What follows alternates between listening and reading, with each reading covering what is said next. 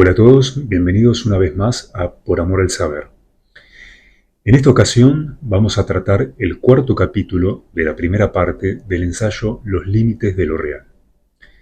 En los capítulos anteriores nos habíamos ocupado de caracterizar el modo en que se vinculan los elementos básicos de la ontología, a saber, la existencia, la inexistencia y el ente, y de formular asimismo los principios, las leyes fundamentales que los rigen.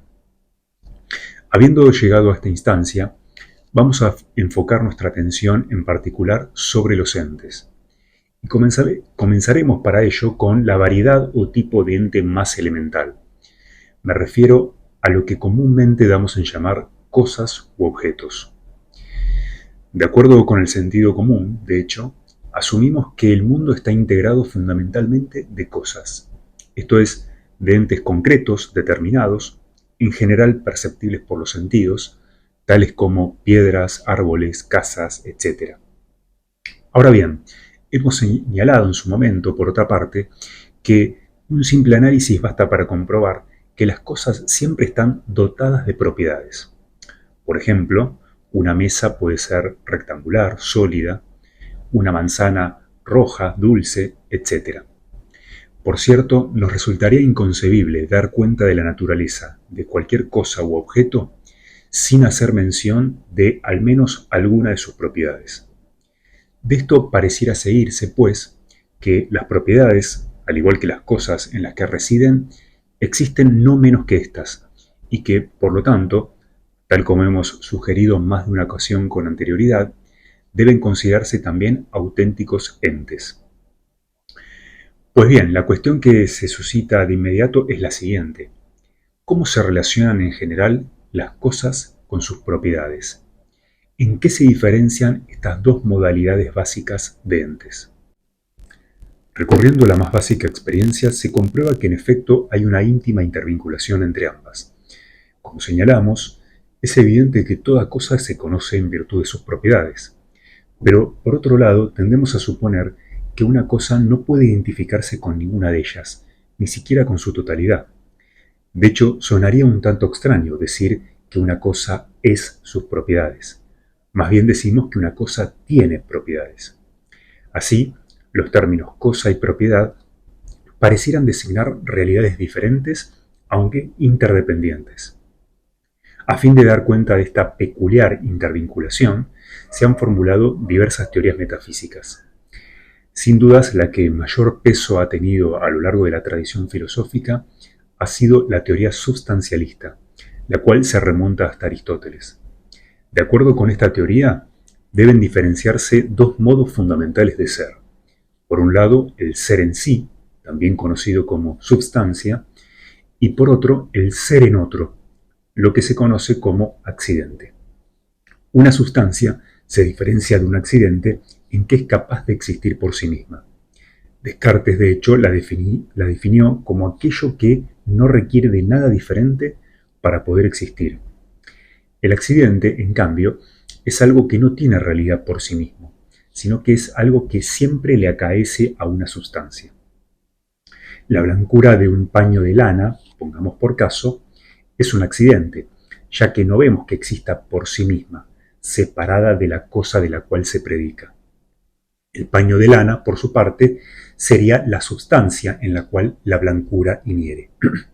Como podemos ver, las propiedades en general entran en la categoría de accidentes, mientras que la cosa en cuanto tal haría las veces de sustancia en la cual aquellos inhieren o residen. En suma, desde esta perspectiva, el rasgo definitorio de la sustancia es la autosuficiencia. Esto es, el hecho de que se basta a sí misma para poder existir, con total independencia de cualquier otro ente. En cambio, los accidentes carecen de esta autosuficiencia. El accidente no puede existir por sí mismo, aislado de la cosa de la cual se predica. Y es por esta razón que Aristóteles caracterizó al accidente como un ser en otro y a la sustancia como un ser en sí. Esta concepción, en principio, resulta bastante intuitiva. Para el sentido común, es evidente que pueden existir, por ejemplo, cosas blancas, como el paño de lana que recién mencionábamos, o una hoja de papel, o un copo de nieve. Pero de ningún modo podría existir, diríamos, la blancura misma, lo blanco en abstracto. Las propiedades, al parecer, siempre se dan en las cosas, nunca de forma independiente de ellas. Al menos esto es lo que nos indica o sugiere la experiencia. Así, desde esta perspectiva filosófica, lo que denominamos ordinariamente cosa no es sino una substancia provista de multiplicidad de accidentes, que serían cada una de las propiedades que le atribuimos. La sustancia, en definitiva, es la cosa misma una vez hecha abstracción de todas sus propiedades. Esta distinción entre dos modos de ser tiene la ventaja de que permite explicar aquella idea intuitiva conforme a la cual decimos que una cosa tiene propiedades, pero sin identificarse con ellas.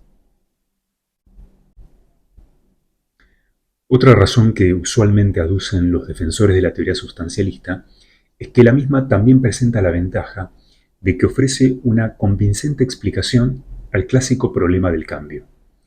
Ya en la antigüedad, los griegos se preguntaban cómo es posible que una cosa, luego de experimentar toda clase de cambios, continúe siendo la misma. Recurriendo a esta teoría, se puede argumentar que la identidad de la cosa se conserva durante el cambio, aun cuando llegase a mudar todas y cada una de sus propiedades, por la simple razón de que no se identifica con ninguna de ellas, sino más bien con la sustancia que les sirve de soporte. Al respecto, resulta interesante señalar que la propia etimología del término sustancia da cuenta de esta condición de sustrato. En efecto, la palabra latina substantia se compone del prefijo sub, debajo, y de la expresión stare, estar, con lo cual una sustancia sería literalmente lo que subyace, aquello que está por debajo de las propiedades y permanece a medida que éstas se van sustituyendo. El clásico ejemplo de los cambios de estado del agua resulta particularmente ilustrativo. Piénsese en un cubo de hielo colocado sobre una superficie a temperatura ambiente. Naturalmente, al cabo de un tiempo, el hielo se fundirá y se tornará agua líquida, y más tarde habrá de convertirse en vapor. Es evidente que cada una de estas tres fases, el hielo, el agua líquida y el vapor, con sus propiedades distintivas, no constituyen tres entidades que se van reemplazando una a la otra, sino que más bien tendemos a asumir que se trata de una única entidad, el agua, que persiste en su ser aun cuando todas sus características se vayan sustituyendo. Finalmente, una tercera ventaja que presenta la teoría sustancialista es que la misma ofrece lo que se conoce como un principium individuationis, un principio de individuación, es decir, un criterio que permite identificar a cada objeto como un individuo único y diferenciado de cualquier otro que comparta su misma naturaleza. En efecto, sabemos que una propiedad puede estar presente en varias cosas diferentes. Se suele decir en terminología filosófica que las propiedades son universales. Esto significa que para cada propiedad puede haber en principio una multiplicidad de ejemplares o instancias, esto es, de individuos en los cuales aquella propiedad se manifiesta. Pensemos una vez más en el ejemplo de la blancura al que nos referimos anteriormente. La blancura, siendo una en esencia, se expresa sin embargo en las múltiples cosas blancas que existen. Ahora bien, si cosas diferentes pueden compartir una misma propiedad, cabe plantearse qué es lo que distingue a cada una de las otras.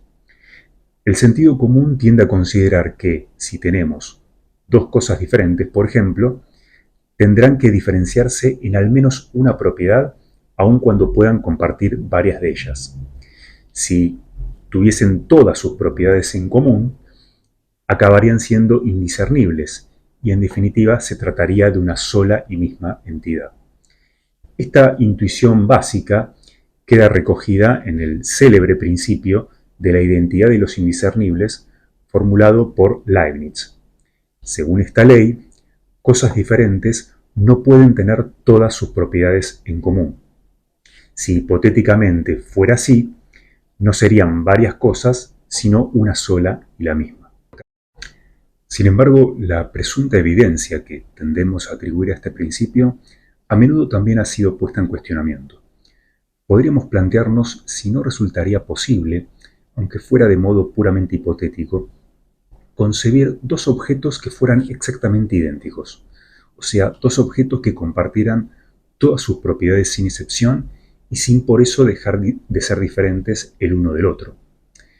Aun cuando tal situación difícilmente ocurra en la realidad, pareciera no tratarse de una imposibilidad absoluta, pues si una propiedad, en virtud de su condición universal, puede presentarse en varios objetos a la vez, ¿qué impediría que estos objetos tuvieran no una, sino todas sus propiedades en común? Supóngase una entidad que estuviese dotada de tres y solo tres propiedades, a las que denominaremos A, B y C. Puesto que una propiedad, como hemos señalado, se puede dar en varios individuos diferentes, nada nos impide concebir otro objeto en el que se dieran esas mismas propiedades A, B y C y solo ellas.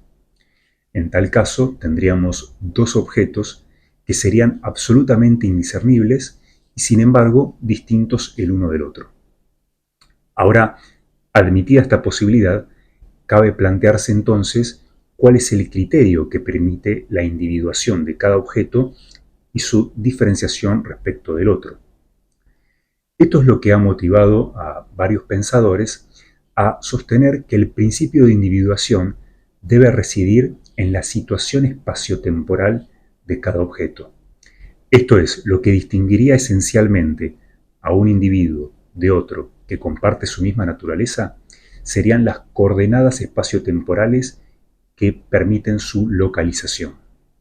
Según este enfoque, entonces, dos objetos podrían en principio compartir todas sus propiedades, pero lo que no podría ocurrir en absoluto es que coexistieran de forma simultánea en un mismo lugar del espacio.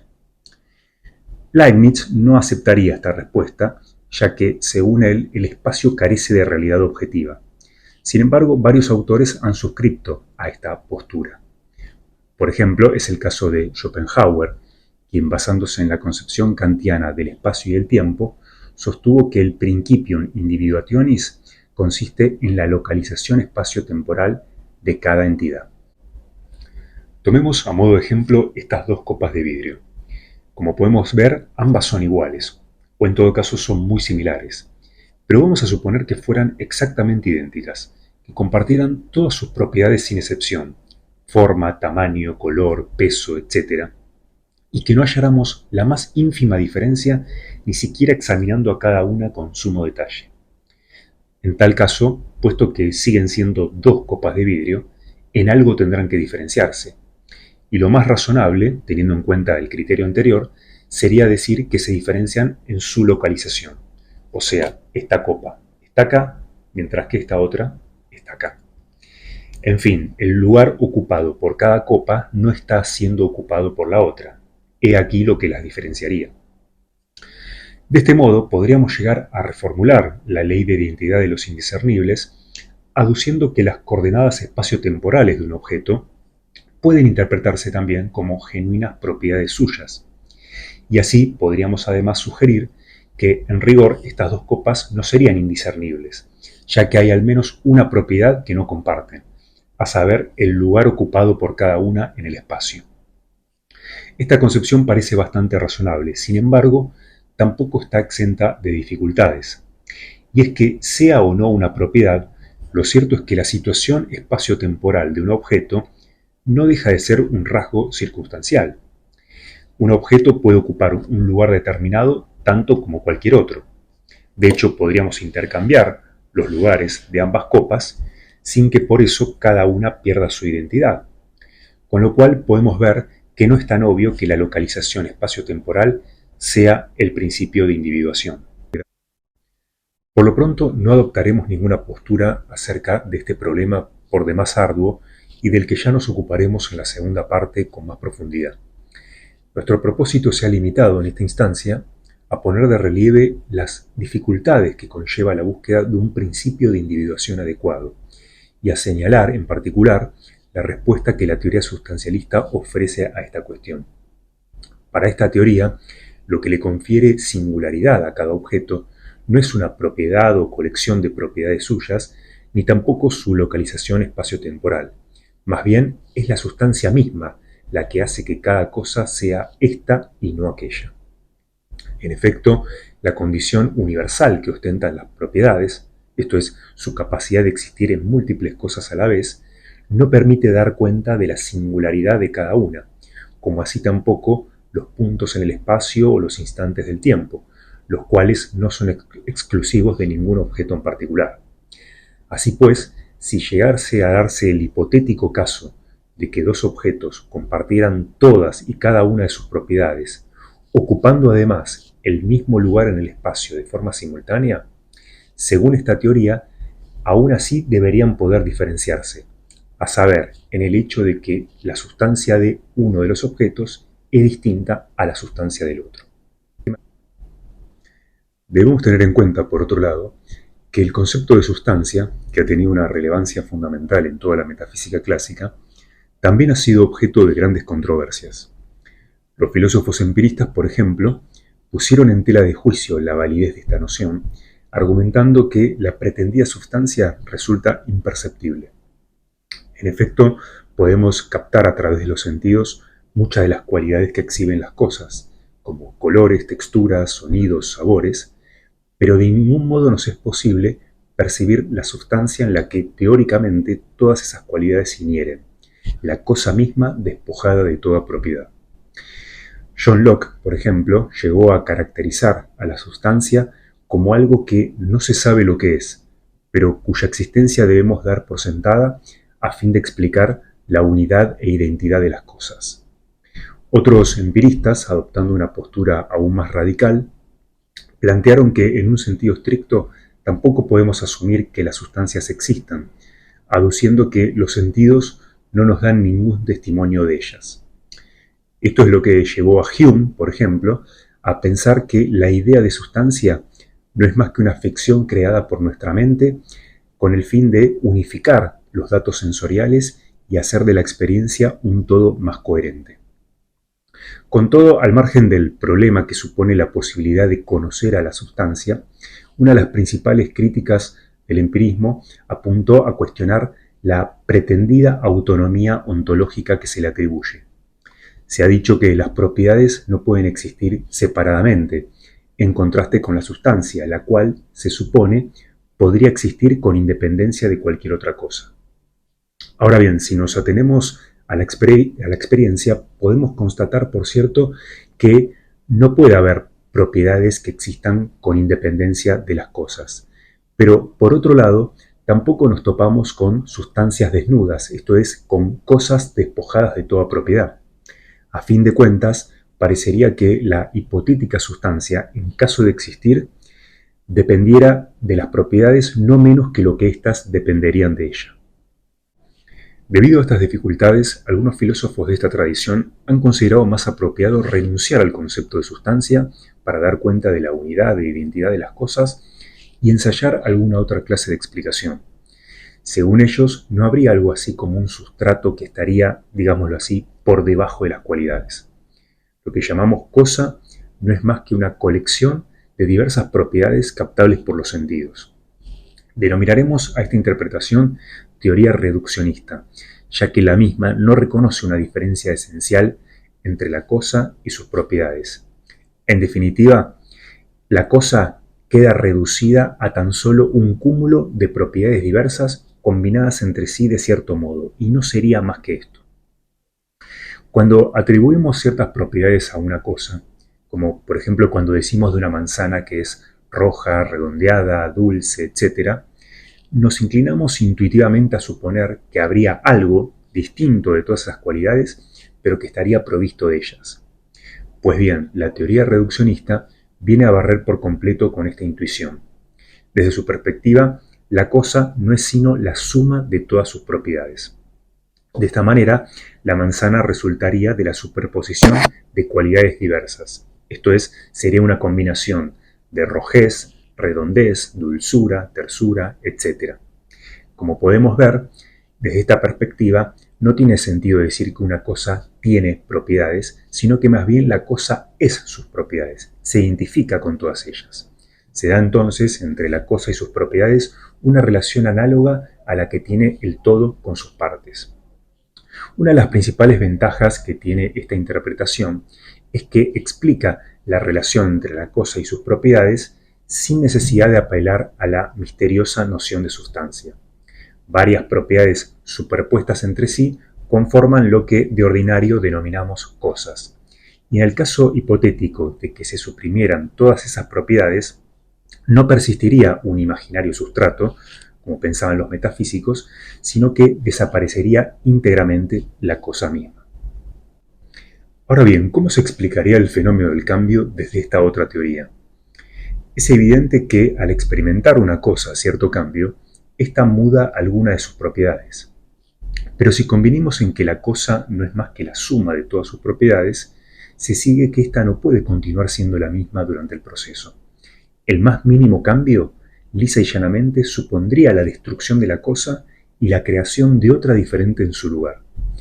De esta manera, así como es incorrecto desde la perspectiva reduccionista decir que una cosa tiene propiedades, de forma análoga también sería incorrecto decir que la cosa cambia, puesto que no hay ningún sustrato que permanezca a medida que las propiedades se van sustituyendo. Lo único que podemos constatar es que en cierto instante existe una cierta propiedad y que inmediatamente después ésta desaparece y es sustituida por otra diferente.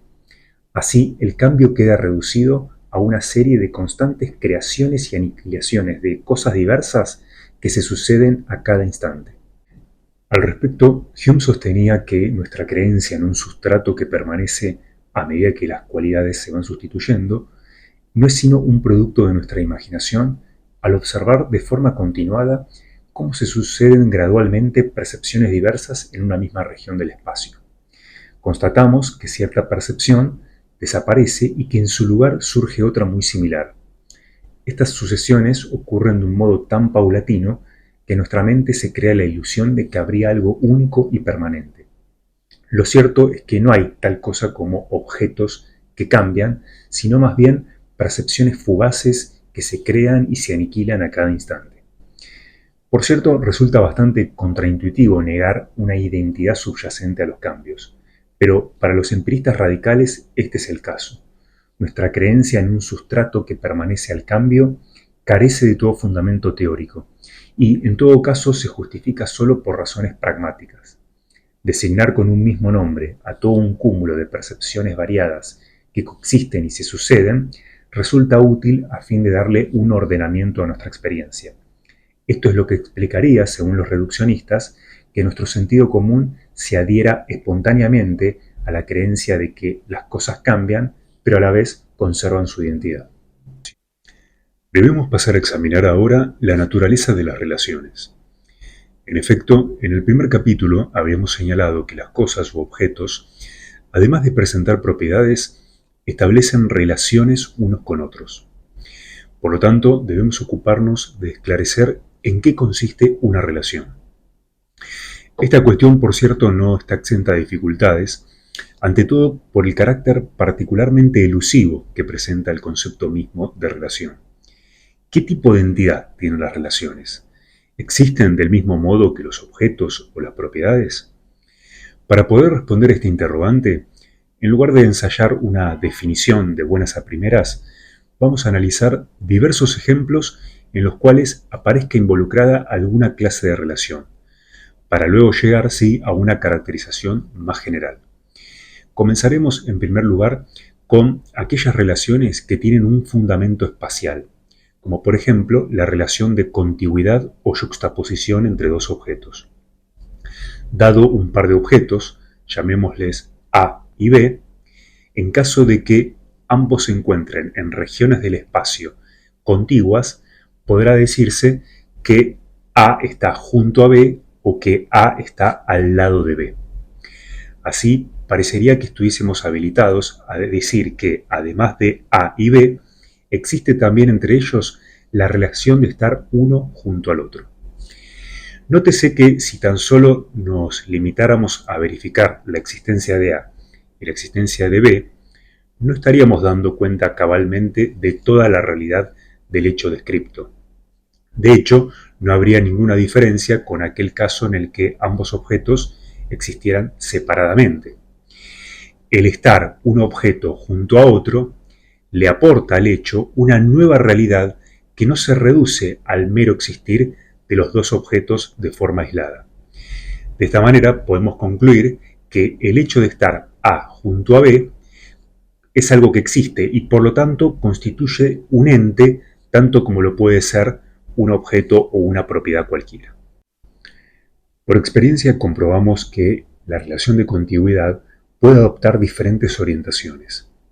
Por ejemplo, puede decirse que un libro está sobre la mesa, o que una lata está a la derecha de otra, o que el gato está detrás del sillón, etc.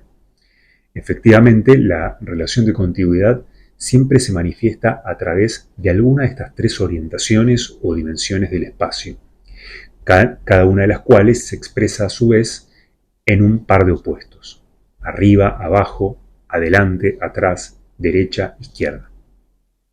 Pero si bien es cierto que dos objetos contiguos deben estar orientados necesariamente de cierta forma en el espacio, estas orientaciones no presuponen a su vez a la contigüidad, puesto que dos objetos podrían estar, por ejemplo, uno a la derecha del otro, sin necesidad de estar contiguos.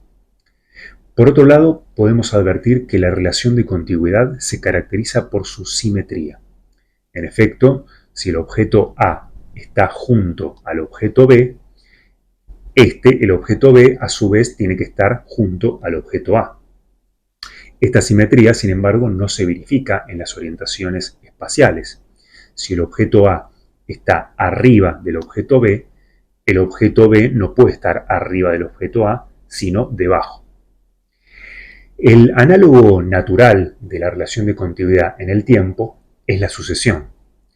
Si el objeto A existe durante cierto intervalo de tiempo y deja de existir en el intervalo de tiempo posterior, para existir en su lugar otro objeto B, puede decirse que el objeto B sucedió al objeto A. Puesto que el tiempo transcurre inexorablemente en una única dirección, la relación de sucesión, a diferencia de la relación de contigüidad, no es simétrica, lo cual se expresa en la contraposición anterior-posterior. En efecto, si B es posterior al objeto A, el objeto A no puede ser posterior a él, sino anterior.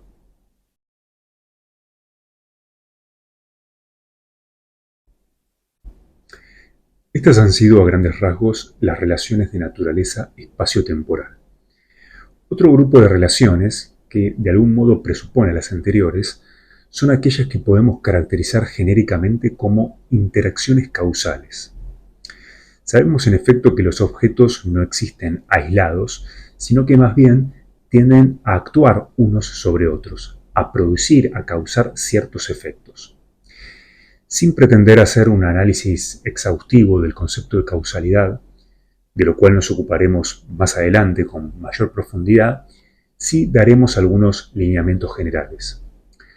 Cuando la presencia de cierta propiedad en un objeto o la ocurrencia de un cambio en él trae aparejado en un instante posterior la aparición de una propiedad o la ocurrencia de un cambio en otro objeto con el cual está vinculado espacialmente, ya sea de forma directa o indirecta, se dice que el primero ha actuado causalmente sobre el segundo. Como podemos ver, a partir de esta caracterización de la causalidad, esta presupone en primer lugar una sucesión temporal. Esto es, en primer lugar se presenta un objeto con cierta propiedad y en un instante posterior ocurre un cambio o aparece una propiedad en otro objeto. Intuitivamente esto lo expresamos diciendo que primero ocurre la causa y luego ocurre el efecto. En segundo lugar, las interacciones causales presuponen, al parecer, ciertas relaciones espaciales entre los objetos. Parecería que, así como la causalidad se despliega sucesivamente en el tiempo, los objetos que participan de dicha interacción causal han de disponerse de forma contigua en el espacio. Para que una pelota se ponga en movimiento, por ejemplo, es necesario que algún otro cuerpo impacte sobre ella.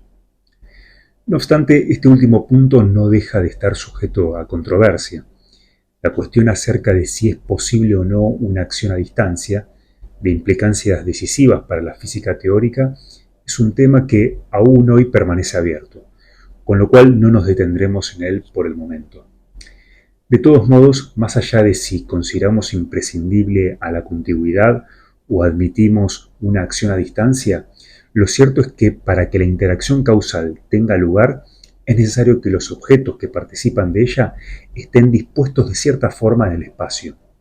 De lo contrario, no habría un criterio para diferenciar aquellos cuerpos u objetos que actúan causalmente unos sobre otros de aquellos que simplemente se suceden en el tiempo.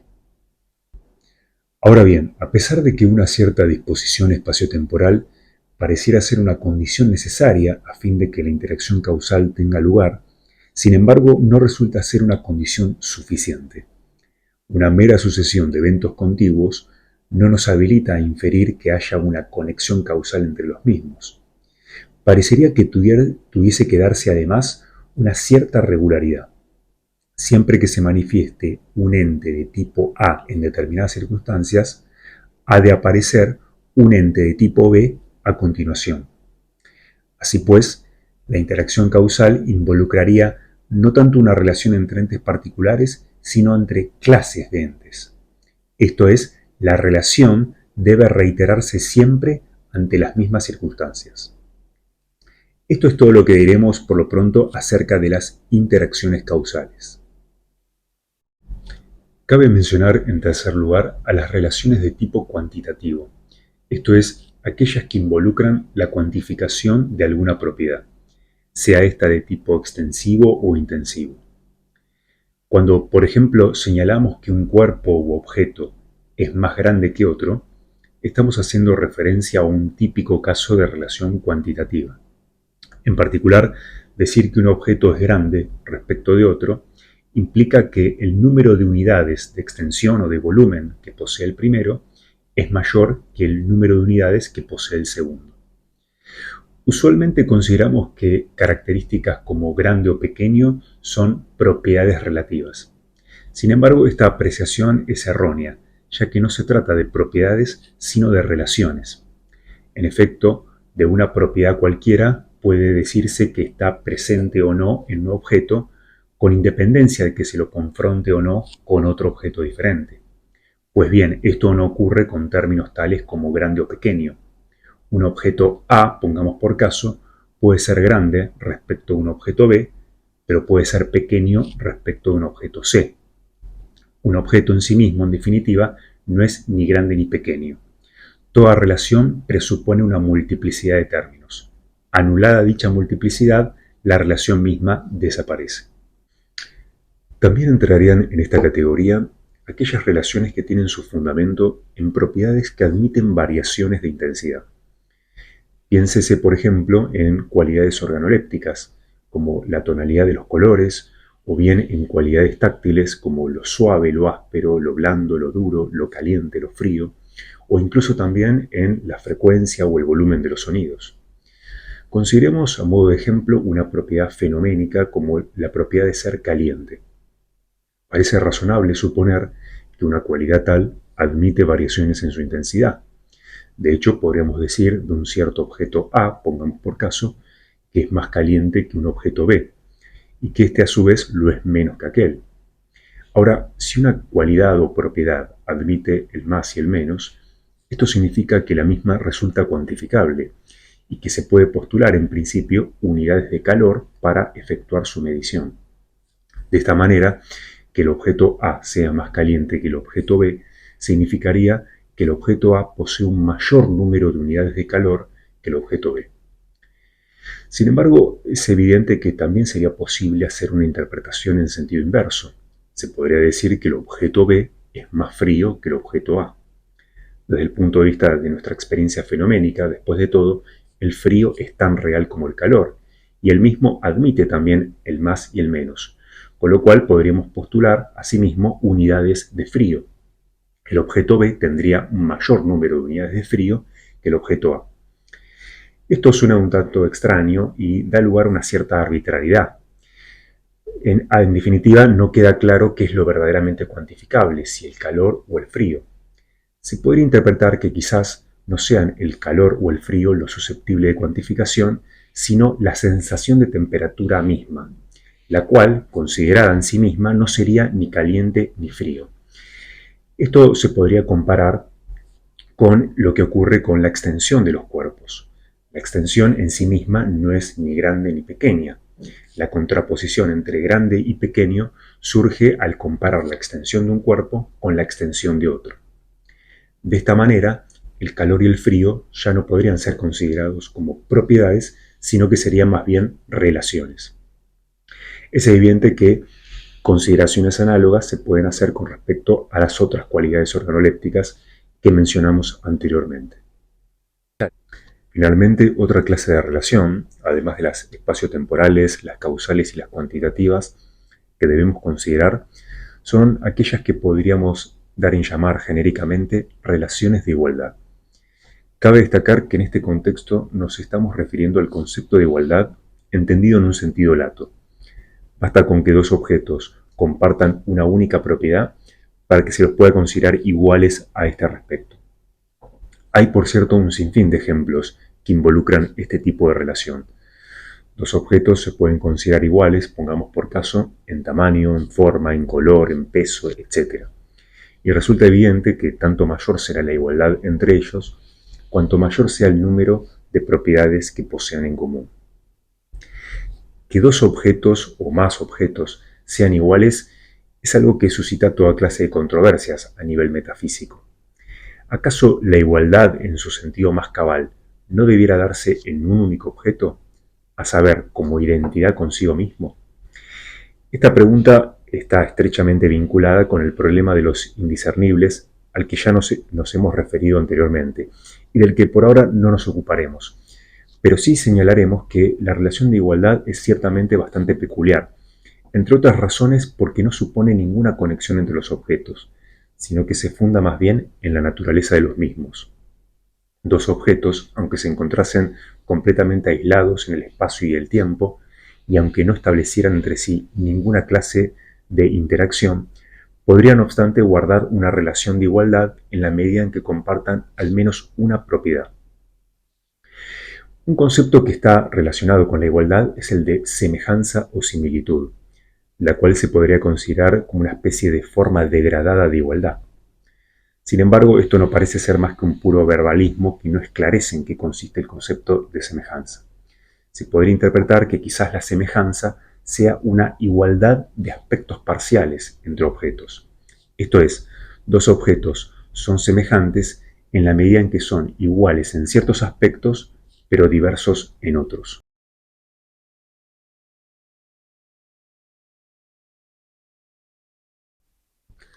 Luego de esta somera clasificación que hemos bosquejado, nos detendremos en una cuestión más básica, acerca de la naturaleza de las relaciones en general. A partir de los ejemplos que hemos analizado, parece innegable que las relaciones son entes, pues de las mismas podemos decir que existen, y que lo hacen de un modo objetivo, más allá de que sean pensadas o no. Esto es, no se trata de meros conceptos mentales. En fin, las relaciones parecieran detentar tanta realidad como las cosas o las propiedades. Ahora bien, lo que parecería ser distintivo de una relación es que la misma presupone necesariamente la existencia de los términos involucrados en dicha relación. Esto es, no puede haber relaciones si no hay cosas que estén relacionadas. Por cierto, una relación no se reduce a sus términos, pero sí los supone de un modo inexorable. los términos de una relación serían un elemento esencial de la misma. Esta intuición indubitable nos revela, en consecuencia, un nuevo principio ontológico, el cual establece una verdad fundamental acerca de las relaciones. Lo denominaremos postulado relacional. El mismo enuncia lo siguiente: la existencia de una relación presupone la existencia de los términos de esa relación. Como podemos ver, este postulado nos enseña que existe al menos un tipo de ente que carece de autonomía ontológica.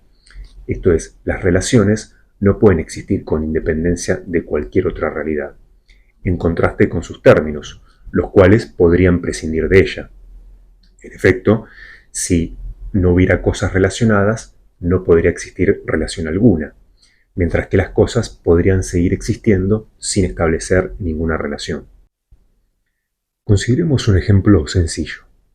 Si afirmamos, por ejemplo, que el libro está sobre la mesa, aparece involucrada en tal enunciación la relación estar sobre.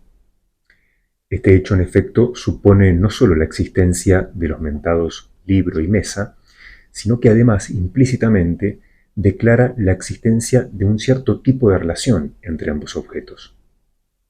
Ahora, resulta del todo evidente que la relación consistente en el estar el libro sobre la mesa no podría existir si no existieran tanto el libro como la mesa. Sin embargo, si quitáramos el libro de la mesa, naturalmente la relación estar sobre dejaría de existir, algo que en modo alguno afectaría la existencia de uno y otro objeto. En esto último parecería radicar aquella evanescencia que pareciera ser distintiva de las relaciones. En efecto, la existencia de estas presupone forzosamente la existencia de cosas, las cuales, por su parte, podrían seguir existiendo sin establecer dicha relación. Por este motivo, comprobamos que las relaciones no son entes como cualquier otro. Toda relación implica una dependencia unilateral respecto de sus términos. A esta clase de entes, que se distinguen por carecer de autosuficiencia ontológica y por depender esencialmente en consecuencia de otros entes, los denominaremos ontoides. El rasgo propio de un ontoide es que, si bien puede existir, no lo hace por sí mismo.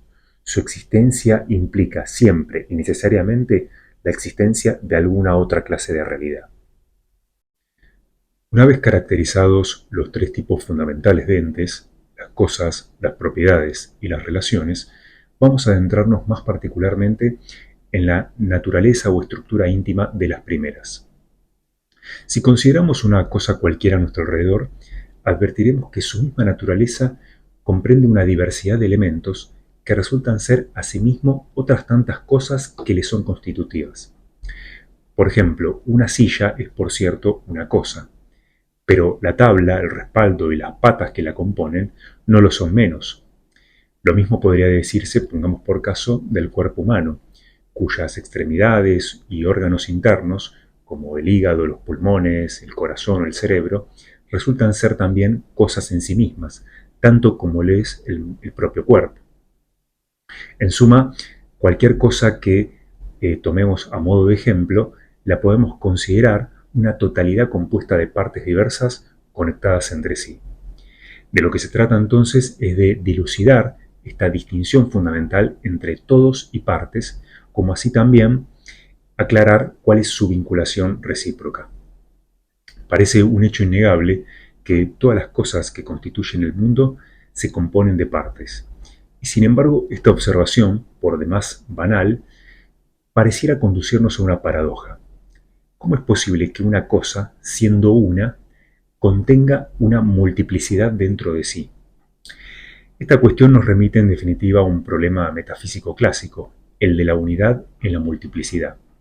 Y es que ciertamente el concepto de todo resulta ser tan intuitivo como paradójico a la vez, pues un todo es un ente único, pero que a la vez es múltiple, ya que comprende en su propia naturaleza una diversidad de otros tantos entes que son cada una de sus partes.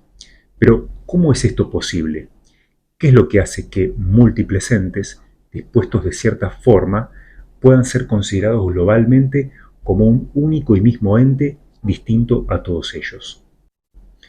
Una posible respuesta sería decir que la unidad del todo, a fin de cuentas, resulta de una operación mental, ya sea de nuestra imaginación o bien de nuestro entendimiento, sobre la diversidad de fenómenos que nos ofrece la experiencia.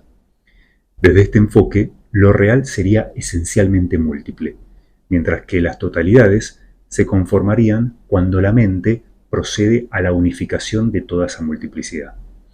De esta manera, sería nuestra mente la que, en virtud de distintos criterios, agrupa diversos entes y compone así nuevos entes con el carácter de totalidades.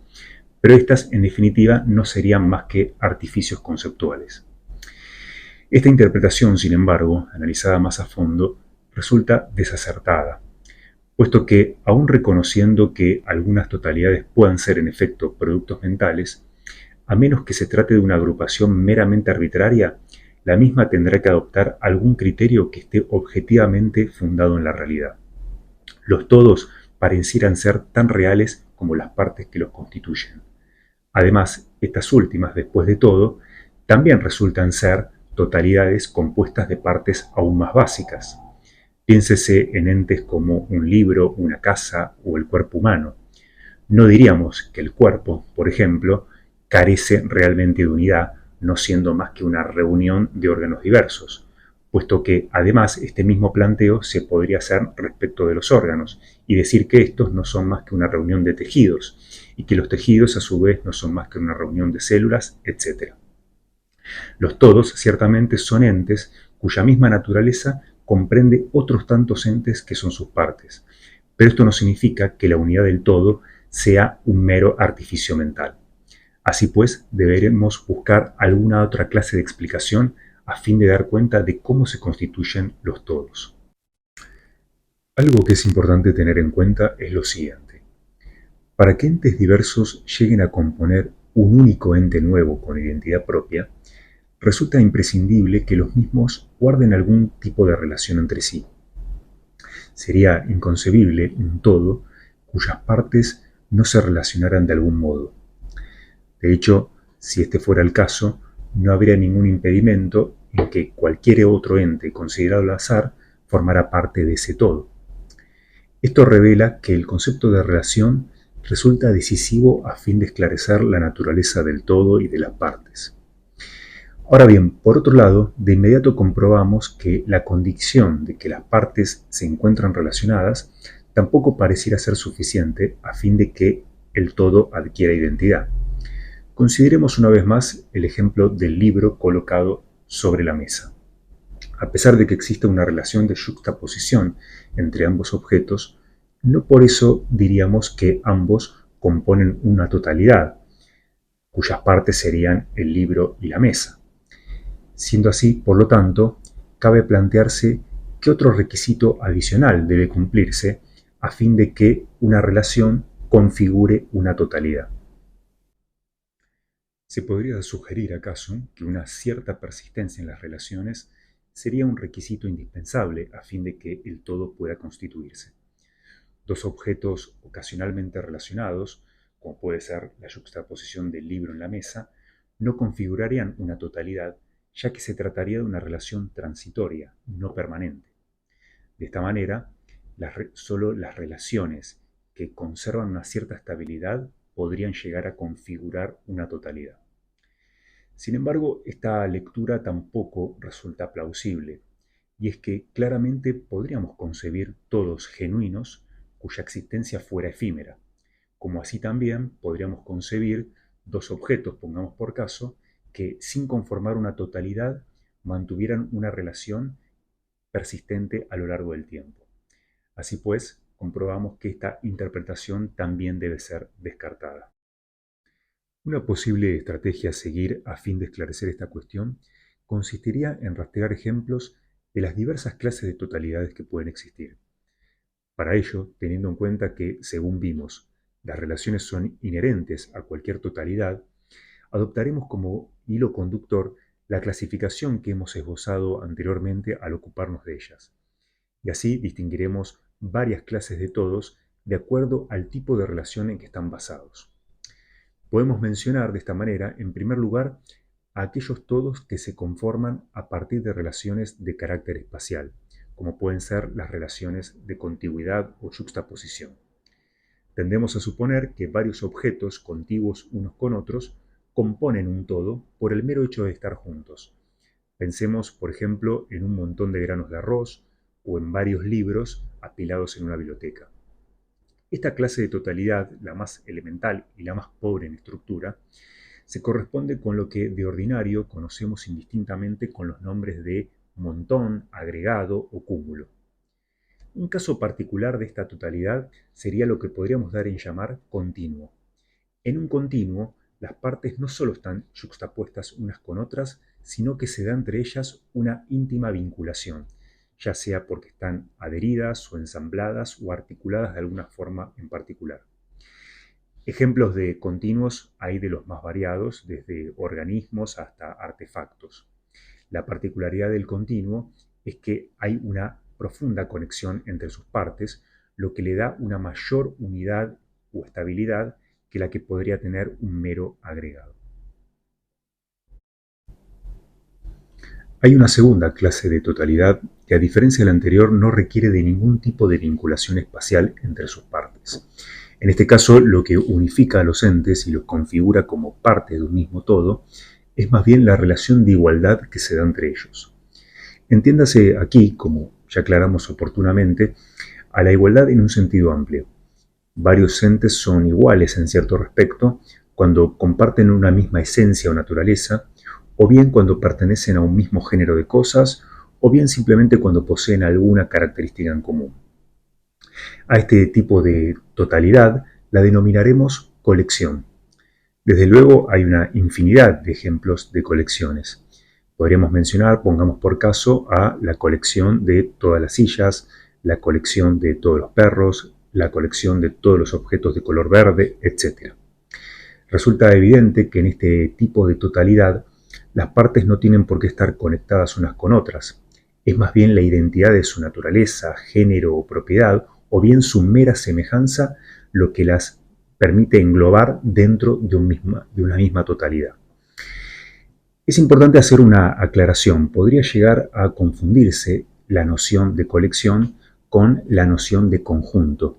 Y si bien hay una correspondencia entre ambas, es preciso marcar una diferencia. Desde nuestro punto de vista, lo que se suele llamar conjunto es una agrupación que tiene su origen en una operación mental, mientras que la colección es un todo basado en relaciones que tienen un fundamento real, objetivo. Más adelante profundizaremos más en esta cuestión. Por lo pronto, dejaremos constancia de que una colección es algo diferente de un conjunto, si bien puede haber una cierta correspondencia entre ambos. Finalmente, podemos hacer referencia a una tercera clase de totalidad, la cual no se fundamenta ya sobre relaciones espaciales ni tampoco de igualdad, sino más bien en las interacciones que las partes establecen entre sí de acuerdo a una cierta regularidad.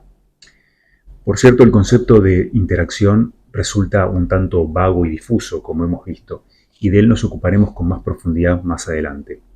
Por lo pronto, lo que podemos decir es que cuando múltiples entes actúan unos sobre otros siguiendo ciertos patrones, los mismos conforman una totalidad a la que podemos dar el nombre de sistema. Ejemplos de sistemas hay de todo tipo y a toda escala. Átomos, organismos, sociedades, sistemas planetarios, etc. Adviértase que en un sistema las partes pueden presentar ciertas semejanzas entre sí, como así también pueden estar próximas o vinculadas espacialmente, pero no son estos sus rasgos definitorios. Cuando en una multiplicidad de entes se producen interacciones, y estas interacciones además se reiteran a lo largo del tiempo, esto es, no son meramente transitorias, sino que responden a una regularidad, podemos decir que estamos ante un sistema. Por este motivo, un hormiguero o un rebaño de ovejas, por ejemplo, que podrían confundirse con colecciones, en rigor son sistemas, ya que no son las semejanzas o la igualdad entre sus miembros, sino las interacciones que establecen entre sí lo que mantiene la unidad y cohesión de ese todo. Hemos examinado ya las principales características de los todos, como así también descripto en líneas generales sus tipos o variedades, distinguiendo tres en particular: los agregados, las colecciones y los sistemas. Como hemos podido ver, el concepto de todo presenta una relevancia fundamental en la ontología, puesto que parecería no haber ente alguno, al menos en nuestra experiencia, que no pudiera ser caracterizado como una totalidad, ya sea que esté fundada en relaciones espaciales como los agregados, de igualdad como las colecciones, o de causalidad como los sistemas. Desde un grano de arena hasta una civilización, desde una hormiga hasta un sistema planetario, el concepto de todo parecería abarcar cualquier tipo de realidad. Cualquier ente que consideremos, en efecto, se puede interpretar como un compuesto de partes diversas y, asimismo, puede ser pensado como parte de una totalidad aún más abarcadora.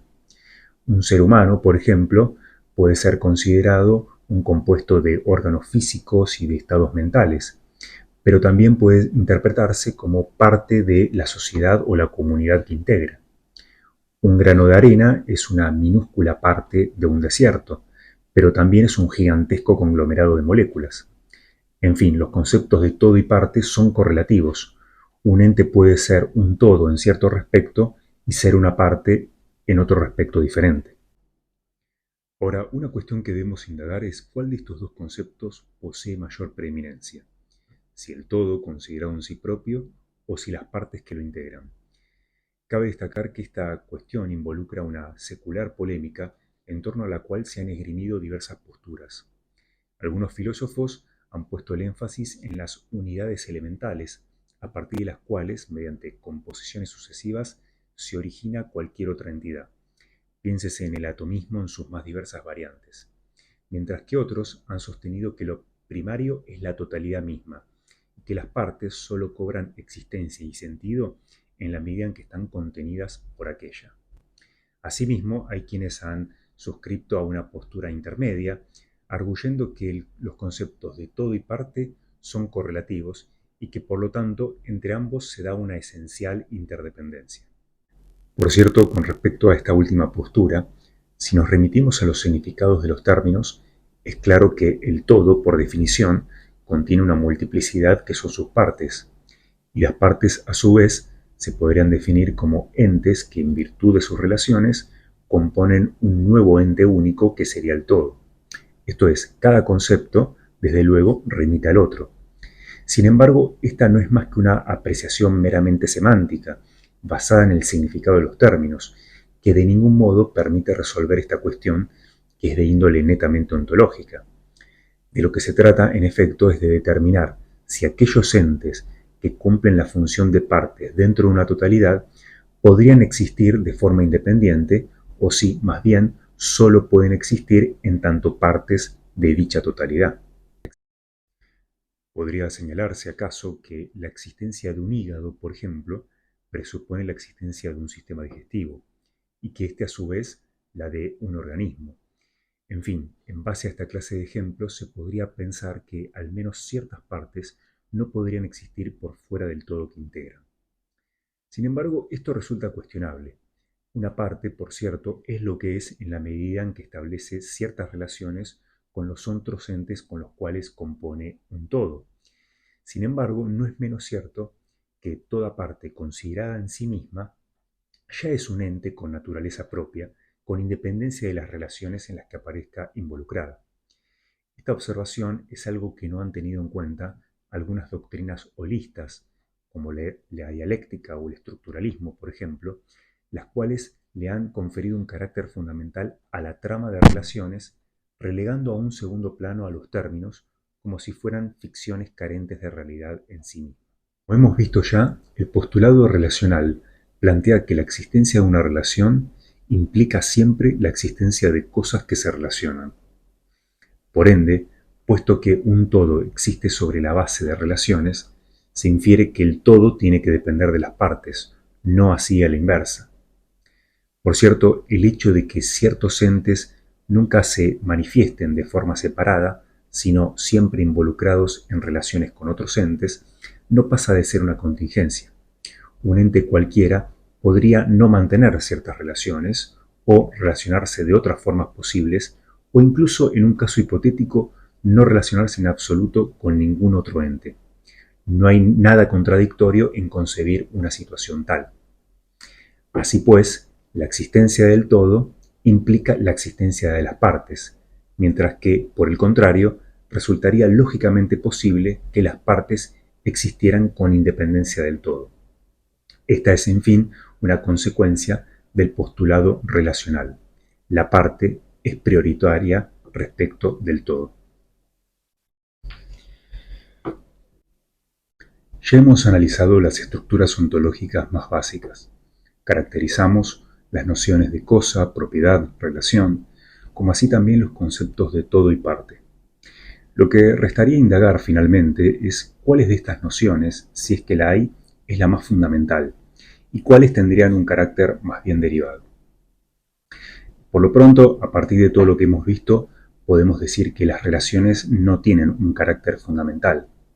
Hemos establecido una importante conclusión acerca de ellas. Las relaciones no pueden existir si no existen los términos en ellas involucrados. Por lo tanto, una relación es un ente que existe en un sentido derivado, o como lo hemos denominado, un ontoide.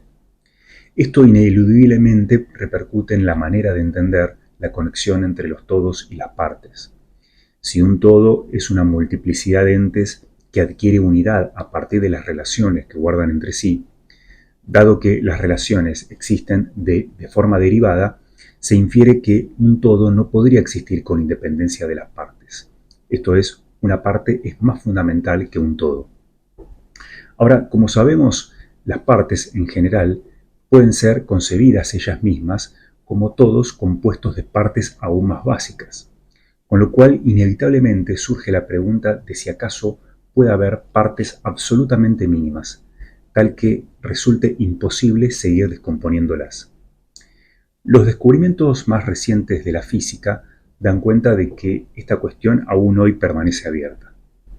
No obstante, al margen de los resultados que puedan proveernos las investigaciones empíricas de la ciencia, lo cierto es que nada nos impide postular al menos la posibilidad teórica de que existan entidades elementales, las cuales no sean susceptibles de ulteriores divisiones. Esto es, partes absolutamente mínimas que no son, a su vez, todos relativos a partes más básicas. Que una entidad tal exista es una cuestión, por cierto, fáctica y contingente, acerca de la cual la ciencia acaso llega a pronunciarse alguna vez.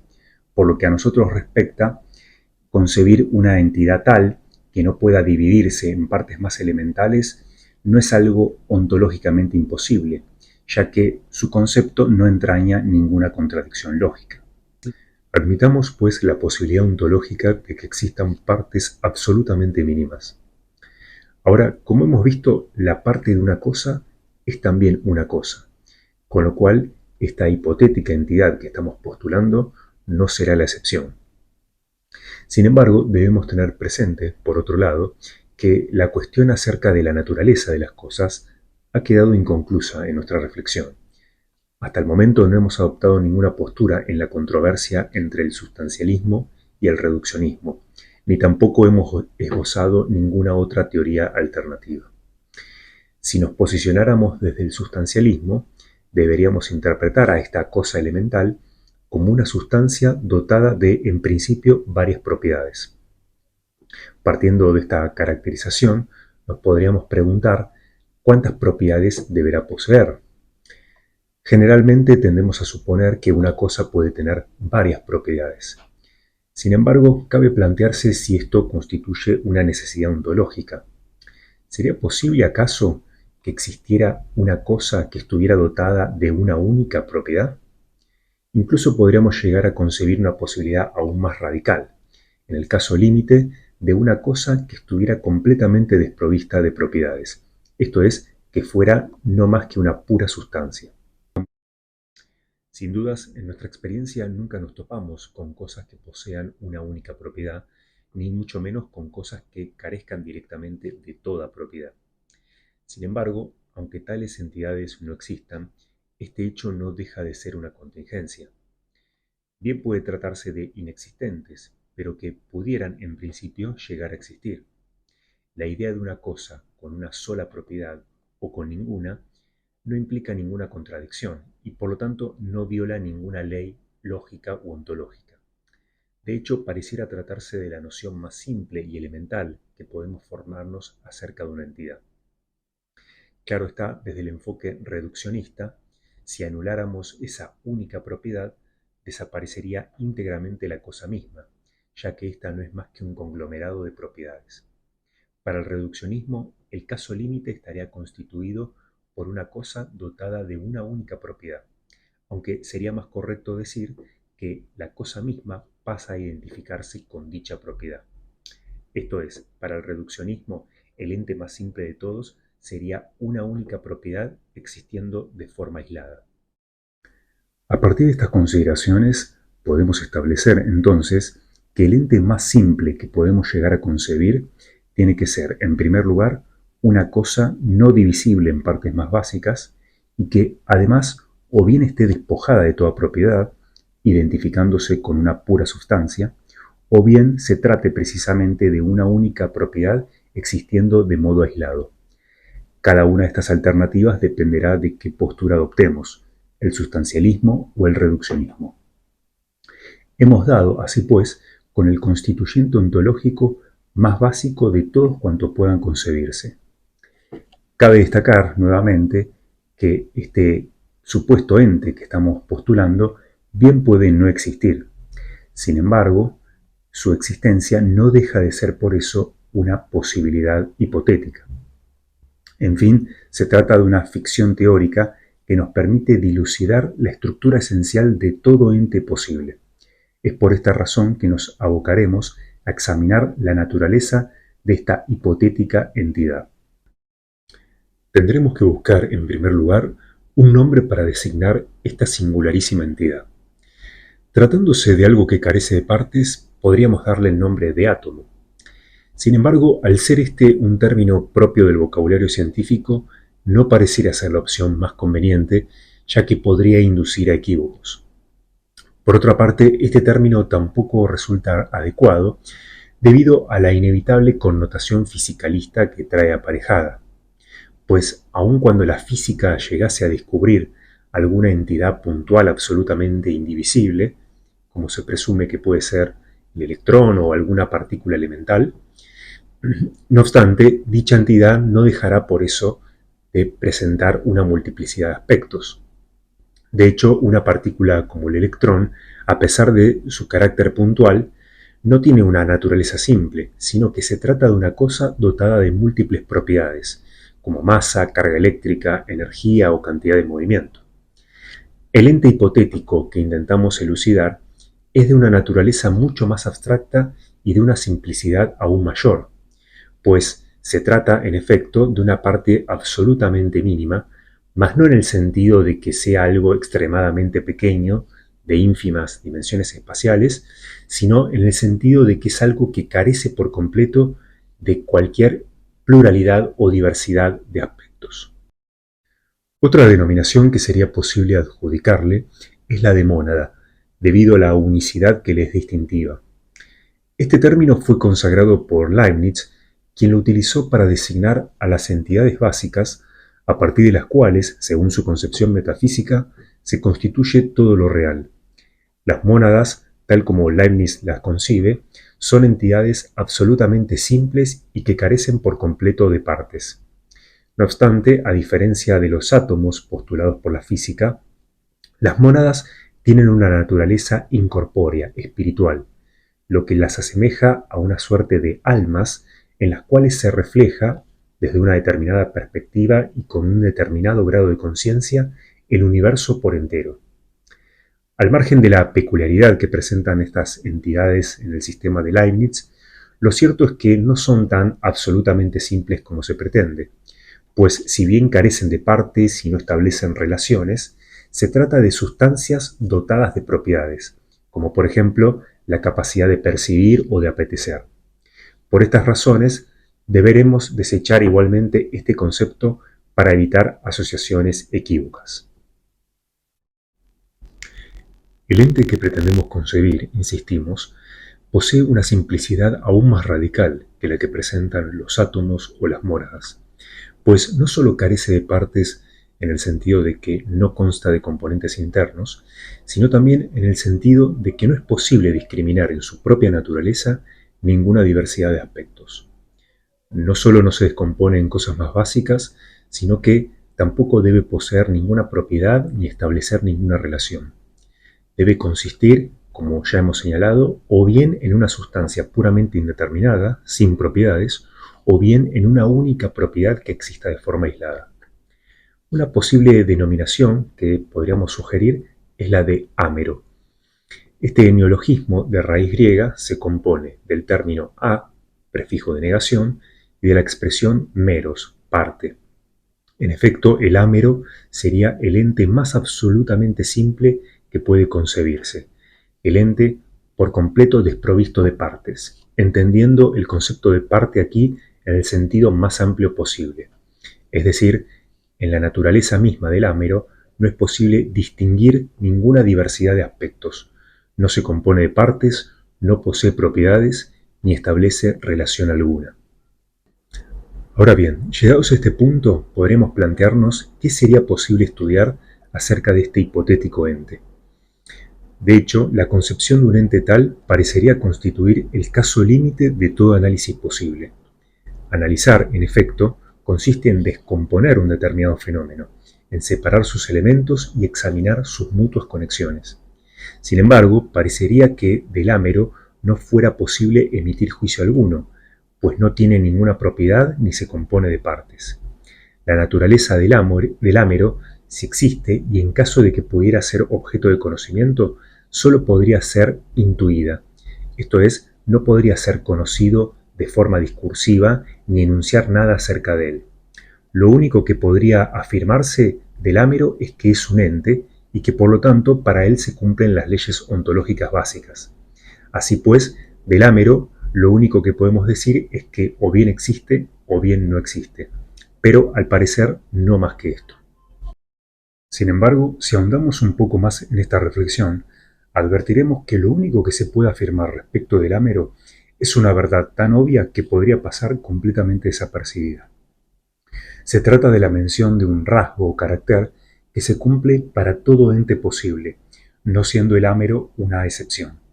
A saber, el ámero tendrá que ser, desde luego, idéntico a sí mismo, y obviamente tendrá que ser también diferente a cualquier otra entidad. Parecería tratarse de una afirmación completamente vacua y que no merecería siquiera ser digna de mención.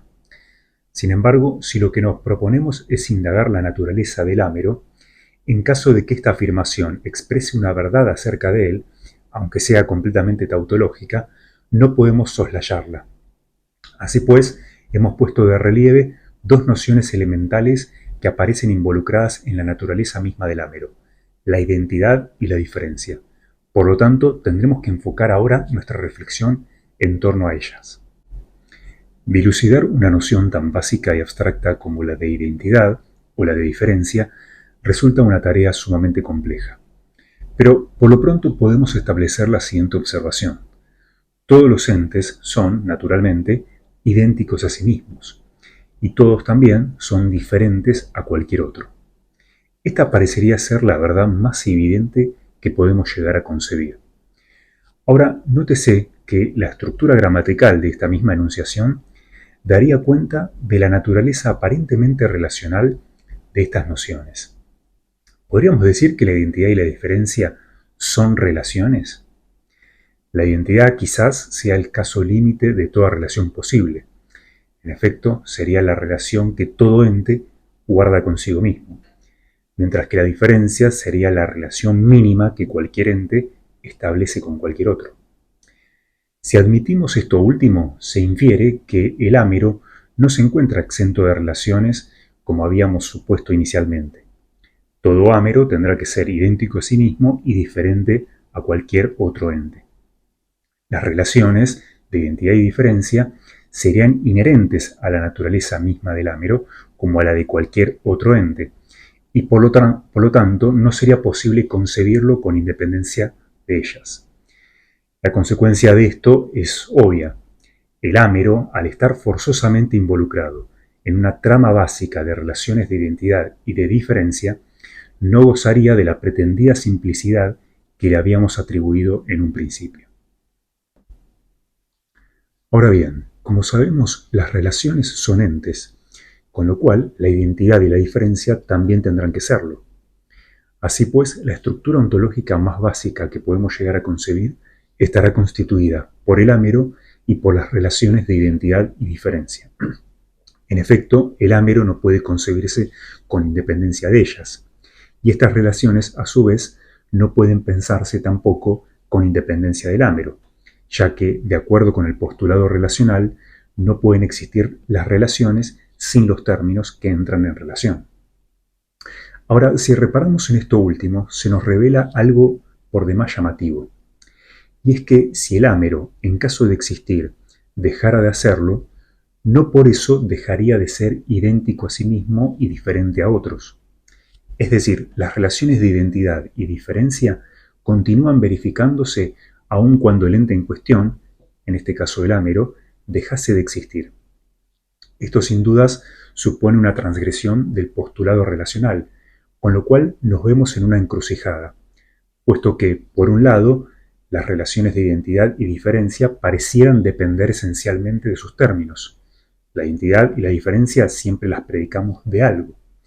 Pero, por otra parte, estas relaciones continúan verificándose aunque el ente en cuestión no exista. Así pues, debemos preguntarnos qué estatus ontológico, qué clase de realidad poseen tanto la identidad como la diferencia. El análisis lingüístico quizás pueda ayudarnos a esclarecer esta cuestión.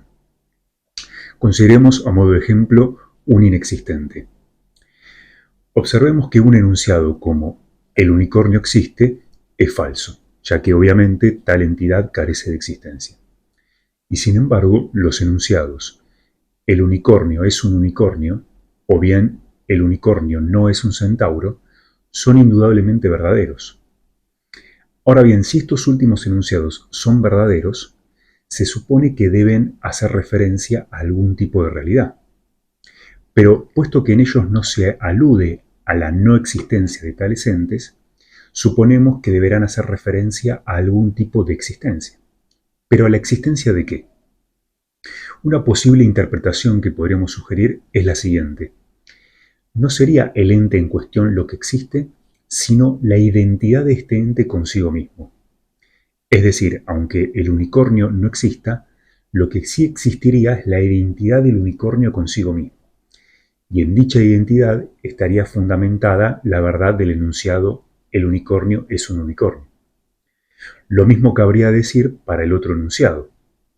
Si bien ni el unicornio ni el centauro existen, sí existiría la diferencia entre ambos. Este resultado sin dudas es sumamente extraño, y sin embargo esta sencilla referencia al lenguaje parecería confirmar esta presunción. Tendremos que considerar entonces que la identidad y la diferencia existen y que lo hacen aun cuando no exista el ente del cual se predican. Por un lado, parecería que no estuviésemos habilitados a negarles existencia, ya que los juicios en los cuales aparecen involucradas la identidad y la diferencia son indudablemente verdaderos. Pero, por otro lado, si existen, tendremos que reconocer que siguen haciéndolo aunque no existan los términos de los que se predican. ¿Podría acaso salvarse este último punto problemático negándoles a fin de cuentas el carácter de relaciones? No obstante, aún en este caso, es innegable que guardan una cierta analogía, pues dependen de los términos involucrados en ellas. En el caso de las relaciones propiamente dichas, esta dependencia es de tipo existencial. En el caso de la identidad y la diferencia, en cambio, éstas siguen cumpliéndose aun cuando los términos no existan.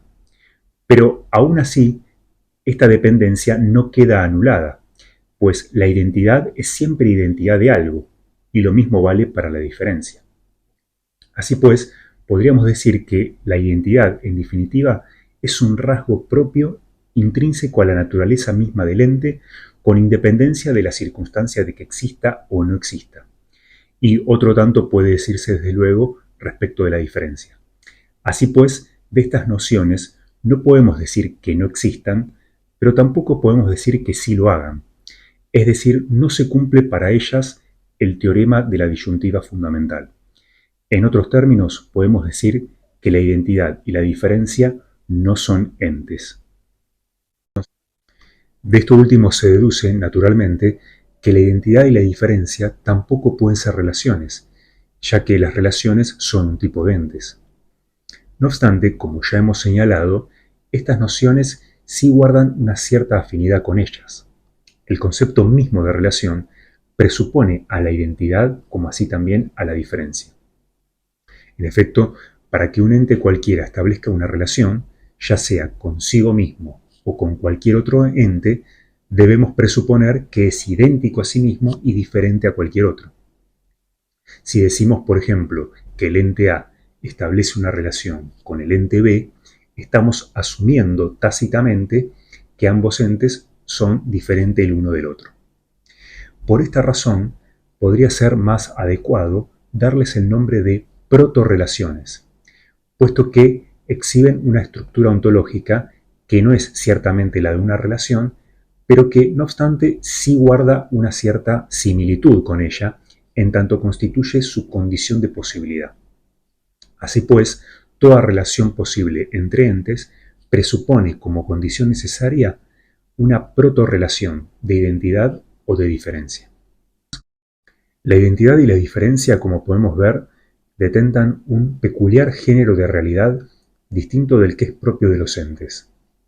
Mientras que estos pueden existir o no existir, las protorrelaciones tendrían un estatus ontológico diferente. En efecto, de ellas no podemos decir que existan ni que no existan, y sin embargo constituyen una realidad sui generis. Podríamos recurrir a una expresión a la que ya hemos aludido en el primer capítulo. Me refiero a la expresión subsistencia, introducida por Magnon en el léxico de la ontología. Si bien cabe aclarar, el significado que nosotros le otorgaremos difiere notoriamente del que le diera su autor, al margen de cierta lejana similitud. El concepto de subsistencia resulta particularmente adecuado, desde nuestro punto de vista, para designar el tipo de realidad que es propia de estas protorrelaciones de identidad y diferencia. En efecto, como ya hemos señalado, estas protorrelaciones siguen verificándose aunque no existan los entes de los cuales se predican. Por ejemplo, aunque los entes A y B carecieran de existencia, no por eso dejaría de ser verdad que A es diferente de B. De esta manera podemos decir que tanto el ente A como el ente B no existen, pero sí subsiste la diferencia entre ellos. Y lo mismo cabría plantear respecto de la identidad de cada uno. Podría resultar de interés efectuar una comparación entre las protorrelaciones y las relaciones propiamente dichas. En primer lugar, estas últimas, como sabemos, son entes y, como tales, de las mismas podemos decir que o bien existen o bien no existen. Pues bien, esto no vale para las protorrelaciones. Estas no admiten ninguno de estos dos estados. Para ellas no se cumple el teorema de la disyuntiva fundamental, sino que las mismas admiten un tercer estado diferente, lo que hemos denominado subsistencia. Es por esta razón que no se trata de entes. En segundo lugar, las relaciones, desde luego, cumplen con el postulado relacional, cuya fórmula ya hemos repetido más de una ocasión. Las relaciones no pueden existir si no existen los términos que entran en relación. En el caso de las protorrelaciones, estas pueden no ciertamente existir, pero sí subsistir al margen de que existan o no sus términos.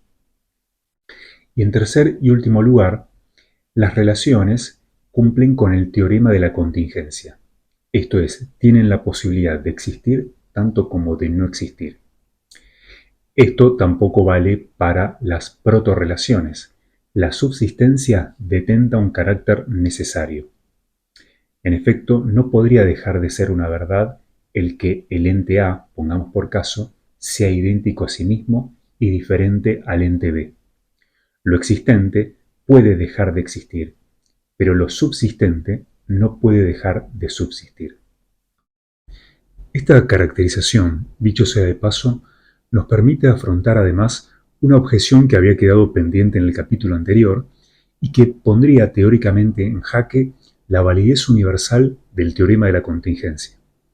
En efecto, partiendo de la observación de que los juicios de las ciencias formales expresan verdades necesarias, se sugirió que la razón de esto estaría en la supuesta existencia necesaria de los entes sobre los que versan estas disciplinas, algo que pondría en entredicho al mencionado teorema.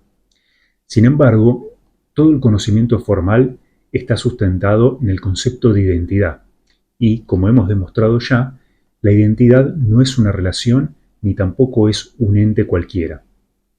En fin, los juicios de las ciencias formales expresan verdades necesarias debido a que dan cuenta no de lo existente, sino de lo subsistente. Así pues, dado que estos juicios no involucran la existencia de ente alguno, queda así preservada la validez universal del teorema de la contingencia, puesto que éste solo se aplica al dominio de los entes. A partir de todas estas reflexiones, podemos retomar nuestra hipótesis inicial según la cual el ámero sería el ente más simple de todos los que se pueden concebir. En efecto, la identidad y la diferencia, que de él podemos predicar de un modo necesario, no lo son. Cabe preguntarse ahora si será posible añadir alguna otra caracterización acerca del ámero, además de estas protorrelaciones. Y hay, por cierto, otra caracterización que podemos hacer, del todo evidente y que podría pasar desapercibida. El ámero no solo es idéntico a sí mismo, sino que además podemos decir de él que es uno. Esta concepción de la unidad como algo intrínseco al ente puede encontrarse desde luego ya en los orígenes de la tradición metafísica. Puede arrastrarse hasta Platón, para quien las cosas son múltiples mientras que la idea, su fundamento, es única, e incluso más atrás en la concepción eleática de Parménides, el ser es uno. Aristóteles, por su parte, en la metafísica, llegó a aseverar que el ente y lo uno son intercambiables, es decir, todo lo que es uno y todo lo uno es. Y la escolástica medieval llegaría a consagrar esta concepción del ente y la unidad con la condición de trascendentales. Apoyándonos en la tradición, podemos ratificar que, en efecto, el ámero es algo único. Asimismo, el ámero y todo lo distinto a él constituyen una multiplicidad. En fin, podemos comprobar que no solo el par identidad y diferencia, sino que también el par unidad y multiplicidad se pueden aplicar a todo ente posible. En suma, el análisis del ámero nos ha permitido dilucidar esta serie de rasgos constitutivos que están presentes a fin de cuentas en todo ente posible, ya se trate de cosas, de propiedades o de relaciones. De cualquier ente en general se puede afirmar con absoluta necesidad que es idéntico a sí mismo y que es uno, como así también que es diferente a otros y que compone con estos un múltiple. En fin, se trata de caracteres intrínsecos a todo ente y que subsisten en él al margen de que exista o no. Debido a esta universalidad irrestricta, los podríamos denominar trascendentales. En efecto, la identidad y la diferencia, la unidad y la multiplicidad no son entes, sino que son trascendentales del ente, ya que son inseparables a cualquiera que lleguemos a concebir. En el capítulo 2 habíamos demostrado que el ser o existencia no podía ser un trascendental, y esto por la simple, aunque a veces desapercibida razón, de que algunos entes no existen. Sin embargo, esta universalidad absoluta sí la detentan estos dos pares de opuestos. La identidad y la diferencia, la unidad y la multiplicidad pueden atribuirse a todos los entes posibles sin importar si existen o no. Bien, con esto damos por concluida la exposición del cuarto capítulo de la primera parte del ensayo Los límites de lo real. Espero que haya sido de su interés. Es todo de mi parte, que estén bien y hasta el próximo video.